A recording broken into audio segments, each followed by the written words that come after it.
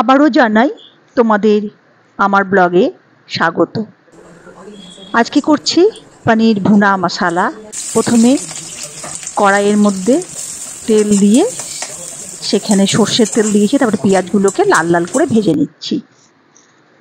খুব ভালো করে লাল লাল করে বেরেস্তার মতো করে ভেজে নিতে হবে, তাহলে রান্নাটা খুব টেস্টি হবে। এই পনির ভুনা মশালা ফ্রাইড রাইস, রাইস, সাদা ভাত সব কিছুর সাথে খুব ভালো যায়। তো পেঁয়াজগুলো সুন্দর তুলে নিলাম ভেজে, তারপরে হচ্ছে রসুন দিলাম। রসুন দিয়ে রসুনটাকে ভেজে তুলে নিয়েছি। এবার পনিরটাকে ভেজে নিচ্ছি।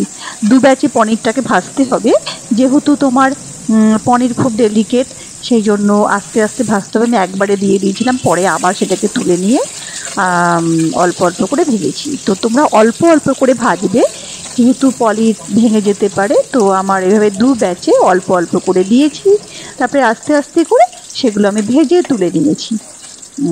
তো আমার হয়ে গেছে ভাজা। এত সুন্দর রেসিপিটা তোমরা কিন্তু করে খেও। আর হচ্ছে তার মধ্যে আমি গরম মশলা ফোড়ন দিলাম, জিরা দিলাম, শুকনো লঙ্কা গুঁড়ো দিলাম, কাশ্মীরি লঙ্কা গুঁড়ো দিলাম, আর তার সাথে দেবো হচ্ছে হলুদ গুঁড়ো। এগুলো দিলে মশলাটা বেশ সুন্দর একটা অন্যরকম রেডিশ কালার হয়, আর খুব ভালো লাগে। বিভিন্ন ধরনের রেসিপি আমি পনিরের করি, এই রেসিপিটা এত ভালো খেতে। ভুনা মশলা, বেশ মশলাটাকে অল্প অল্প করে জল দিয়ে কষাতে হবে, তারপরে দিলাম আদা, কাঁচা লঙ্কা, টমেটো পেস্ট। এগুলো দিয়ে মশলাটাকে খুব ভালো করে কষাতে হবে, আর অল্প অল্প জল দিয়ে কষাতে হবে। আর পেঁয়াজ বেরেস্তা আর হচ্ছে তোমার রসুন, এই দুটোকে একটুখানি পেস্ট করে নিলাম মিক্সিতে। মশলাটা কত সুন্দর, দেখো অল্প অল্প করে জল দিয়ে কষাচ্ছি, এতে মশলাটাও কষে যাচ্ছে, আর তার সাথে সাথে সুন্দরভাবে তোমার মশলাটাও কষানো হচ্ছে, আর পুড়ে যাচ্ছে না। এটাই ট্রিক, অল্প অল্প করে জল দিয়ে কষাতে হবে, আর খুব ভালো সেন্ট আসবে। তো আমি পেস্টটা দিয়ে দিলাম পেঁয়াজ আর রসুনের। এটা এত সুন্দর একটা টেস্ট দেয় বেরেস্তার, দারুণ লাগে। তারপরে দিয়ে দিলাম টক দই ফেটিয়ে, একটু লবণ দিয়ে টক দইটা ফেটিয়ে নিয়েছি। আর গ্যাসের ফ্লেমটা একদম সিম করে দিতে হবে, তাতে তোমার টক দইটা ফাটবে না। আর দেখো মশলাটা কত সুন্দর কষিয়ে দিলাম হচ্ছে চিনি, তার সাথে দিলাম হচ্ছে পরিমাণ মতো আর একটু লবণ দিলাম। প্রথমে লবণ দিইনি, এখনই লবণটা দিলাম। আর তার সাথে হচ্ছে দিয়ে দিচ্ছি হচ্ছে ঘি আর গরম মশলা। এটা তো অবশ্যই দিতে হবে, যেহেতু রান্নাটা খুব টেস্টি করতে হবে।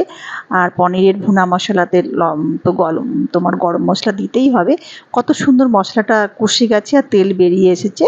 তারপরে দিয়ে দিলাম হচ্ছে পনির। কেউ চাইলে আগে জল দিয়ে ফুটিয়ে নিতে পারো। আমি পনিরটা দিয়ে ভালো করে মশলার সাথে কষিয়ে নিচ্ছি, যাতে সুন্দরভাবে একদম ভেতর অবধি মশলাটা পনিরের ভেতরে চলে যায়। একটা বেশ সুন্দর রগরগে একটা ব্যাপার হবে, বেশ সুন্দর লাল লাল একদম কষানো, তার মধ্যে সুন্দর ঢুকে যাচ্ছে পনিরের ভেতরে মশলা, দারুণ একটা ব্যাপার। ড্রাই রোস্ট করা কাসুরি মেথি দিয়ে দিলাম, তারপরে দিয়ে দিলাম হচ্ছে জল। জলটাকে দিয়ে একটু ভালো করে ফুটিয়ে নিতে হবে, সুন্দর একটুখানি ঘন ঘন করে নিতে হবে, আর একটু ভুনা টাইপের করে নিতে হবে। তোমরা চাইলে অনেক একটু শুকিয়ে নিতে পারো। বেশ জলটা আমি দিয়েছি, যেহেতু আমরা নানের সাথে খাবো, একটু গ্রেভি রয়েছে, একটুখানি স্লাইড গ্রেভি রেখেছি। এই জলটা তোমরা আর একটু শুকিয়ে একদম ঘন করে আর একটু ভুনা ভুনা করে নিতে পারো। মশলাটা যেহেতু আমি খুব ভালো করে কষিয়েছি, সেই জন্য আমি একটু ভুনাই কথাটা বলেছি, ভুনাই। তো তোমরা আর একটু শুকনো শুকনো করতে পারো। আমি একটু যেহেতু তন্দুরির সাথে খাবো, তো একটুখানি স্লাইড একটু জল রেখেছি। এভাবেই করে ফেলবে, দারুণ একটা ভুনা মশালা, একটা সুন্দর লাল লাল ধরনের একটা অপূর্ব স্বাদের খেতে। তোমরা কিন্তু এটা বাড়িতে অবশ্যই করে খেও, আর আমাকে কমেন্ট করো। তোমরা কমেন্ট যদি করো তাহলে আমার ভীষণ ভালো লাগবে। রেসিপিটা তোমাদের কাছে কেমন লাগলো, আমার সাথে থেকো, পাশে থেকো, সকলে ভালো থেকো।